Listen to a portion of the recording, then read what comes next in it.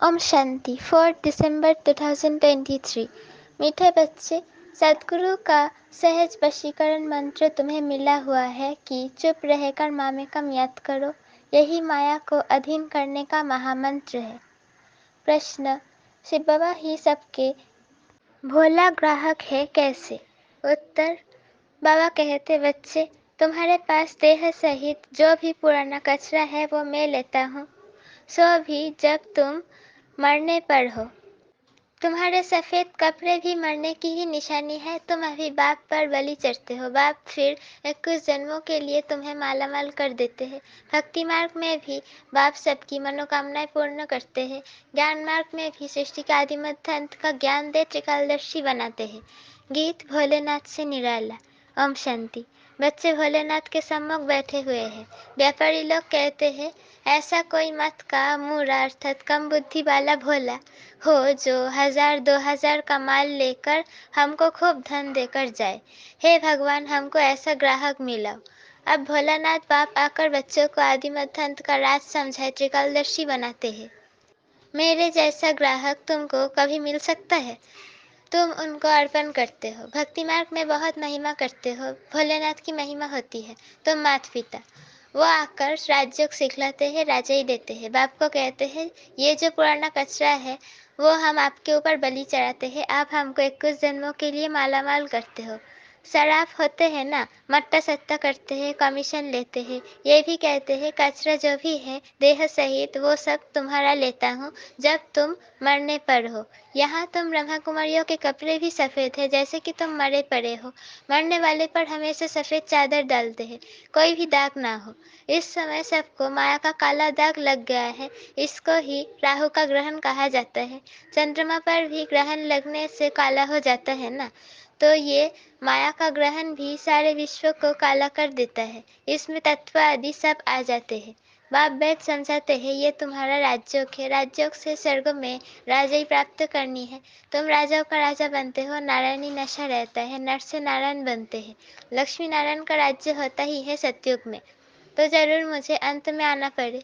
ये समय भक्ति मार्ग का है। भक्ति मार्ग में दर दर पर माथा टेकते धक्का खाते रहते हैं। भक्तों का रखवाला है भगवान, भक्ति का फल आकर देते हैं।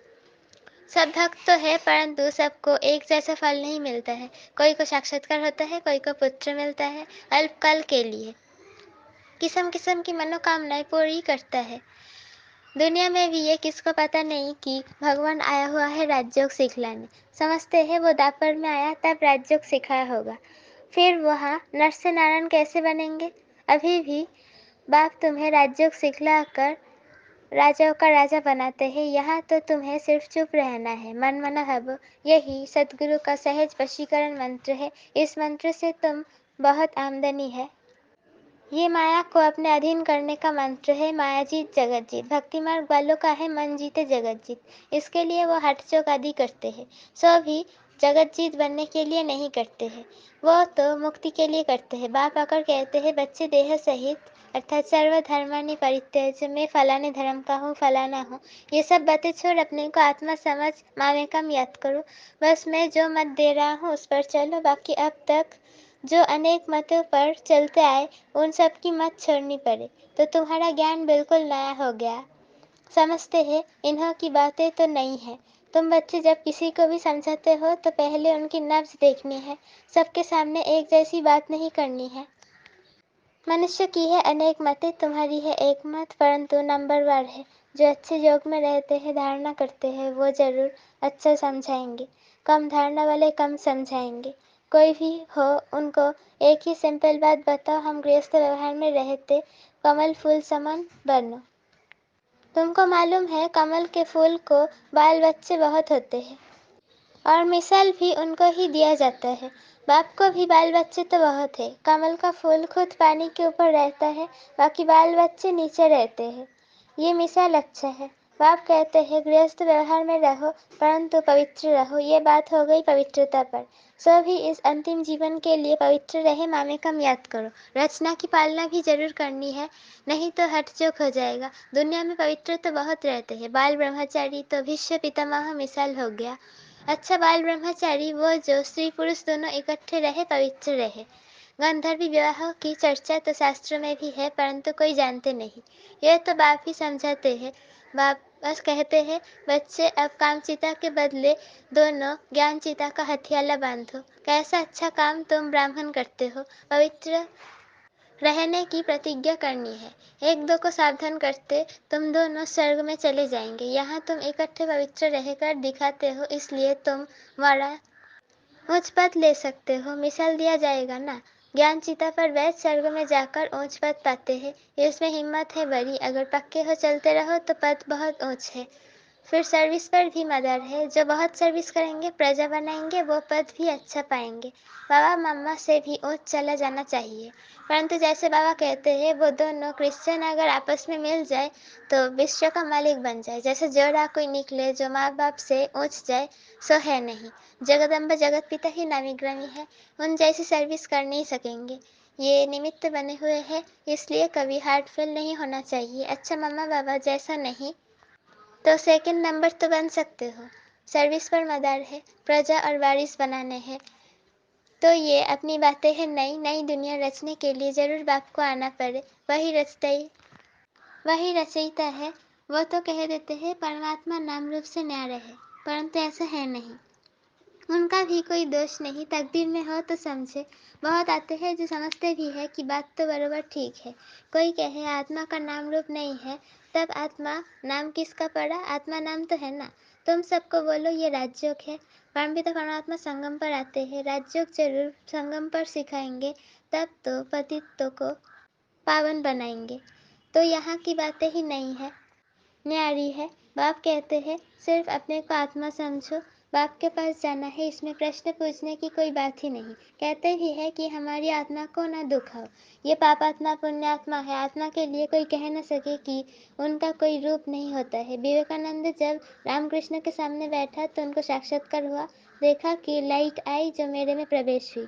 ऐसे कुछ बातें बनाते हैं। तुम बोलो हमारा है राज्य, किसमें देह सहित देह के सभी मित्र संबंधी आदि को भूलना पड़ता है। हम आत्मा उनके बच्चे हैं, आपस में ब्रदरहुड है। अगर सभी फादर हो जाए तो फिर फादर ही फादर को प्रार्थना करते। अभी हम राजयोग सीख रहे हैं। ये है राजाओं का राजा बनने का योग। अभी तो राजा ही है नहीं, तो समझाना है। हम शांति में रहकर सिर्फ शिवा को याद करते हैं, अपने को शरीर से न्यारा समझते हैं। आत्मा कहती है मैं एक शरीर छोड़ दूसरा लेती हूँ, तो नॉलेज का संस्कार आत्मा में रहता है ना। अच्छा व बुरा संस्कार आत्मा में है। आत्मा निर्लेप नहीं है, ये समझाना है। आत्मा पुनर्जन्म में आती है, घड़ी घड़ी ऑर्गन्स लेना पड़ता है। आत्मा स्टार है, भ्रकुटी के बीच रहती है। आत्मा का साक्षात्कार हुआ तो उसने समझा इनमें इतनी ताकत है जो मुझे आत्मा का साक्षात्कार कराया। अब आत्मा तो प्रकृति के बीच में रहती है। साक्षात्कार किया ना किया फर्क क्या रहा। आत्मा खुद कहती है मैं स्टार हूँ, मेरे में 84 जन्मों का पार्ट है। अगर 84 लाख जन्म हो तो इतने संस्कार हो जो पता नहीं क्या हो जाए।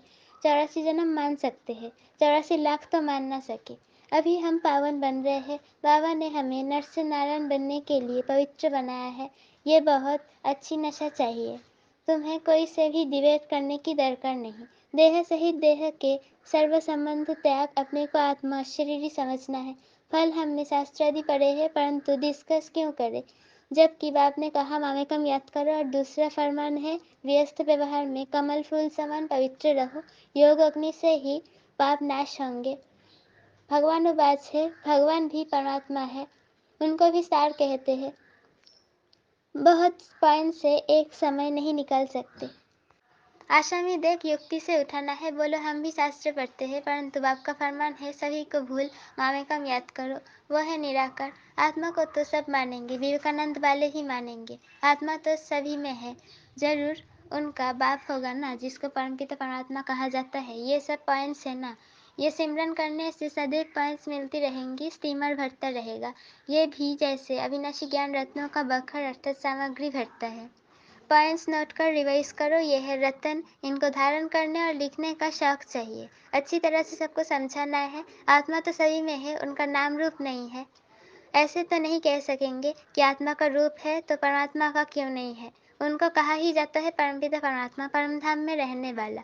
कितना बच्चों को समझा जाता है, तो आप सर्विस करके दिखाओ। बाबा तो सर्विस पर इनाम देते हैं, कितना श्रृंगार कराते हैं ज्ञान रत्नों का। हम यहाँ के पद्मपति नहीं बनना चाहते हैं, हमको तो चाहिए विश्व की बादशाही। अच्छा, मीठे मीठे सिके थे बच्चों प्रति माता पिता बाप दादा का याद प्यार और गुड मॉर्निंग।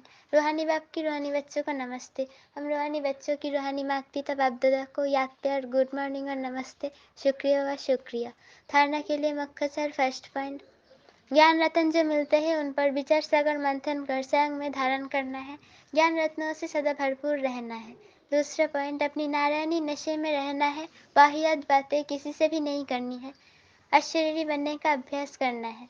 वरदान, दुआ और दवा द्वारा तन मन की बीमारी से मुक्त रहने वाले सदा संतुष्ट आत्मा भव। कभी शरीर बीमार भी हो तो शरीर की बीमारी से मन डिस्टर्ब ना हो। सदैव खुशी में नाचते रहो तो शरीर भी ठीक हो जाएगा। मन की खुशी से शरीर को चलाओ तो दोनों एक्सरसाइज हो जाएंगी। खुशी से दुआ और एक्सरसाइज है दवाई, तो दुआ और दवा दोनों से तन मन की बीमारी से मुक्त हो जाएंगे। खुशी से दर्द भी भूल जाएगा। सदा तन मन से संतुष्ट रहना है तो ज़्यादा सोचो नहीं, अधिक सोचने से टाइम वेस्ट होता है और खुशी गायब हो जाती है। स्लोगन, विस्तार में भी सार को देखने का अभ्यास करो तो स्थिति सदा एकरस रहेंगी। विस्तार में भी सार को देखने का अभ्यास करो तो स्थिति सदा एकरस रहेंगी। मातेश्वरी जी के मधुर महावाक्य, परमात्मा की सद्गति करने की गत मत परमात्मा ही जानता है, तुम्हारी गत मत तुम ही जानो। अब ये महिमा किसकी यादगार में गाते हैं, क्योंकि परमात्मा की सद्गति करने की जो मत है वो तो परमात्मा ही जानता है, मनुष्य नहीं जान सकता। मनुष्य की सिर्फ ये इच्छा रहती है कि हमको सदा के लिए सुख चाहिए, मगर वो सुख कैसे मिले। जब तक मनुष्य अपने 5 विकारों को भस्म कर कर्म अकर्म नहीं बनाए तब तक वो सुख मिल नहीं सकता, क्योंकि कर्म अकर्म विकर्म की गति बहुत गहन है, जिसको सिवाय परमात्मा के और कोई मनुष्य आत्मा उसकी गति को नहीं जान सकता। जब तक अब परमात्मा ने वो गति नहीं सुनाई है तब तक मनुष्य को जीवन मुक्ति प्राप्त नहीं हो सकती। इसलिए मनुष्य कहते हैं तेरी गत मत तुम ही जानो। इसकी सद्गति करने की मत वो परमात्मा के पास है। कैसे कर्मों का कर्म बनाना है ये शिक्षा देना परमात्मा का काम है। बाकी मनुष्य को तो ये ज्ञान नहीं, जिस कारण वो उल्टा कार्य करते रहते हैं। अब मनुष्य का पहला फर्ज है अपने कर्मों को सुधारना, तभी मनुष्य जीवन का पूरा लाभ उठा सकेंगे। अच्छा, ओम शांति।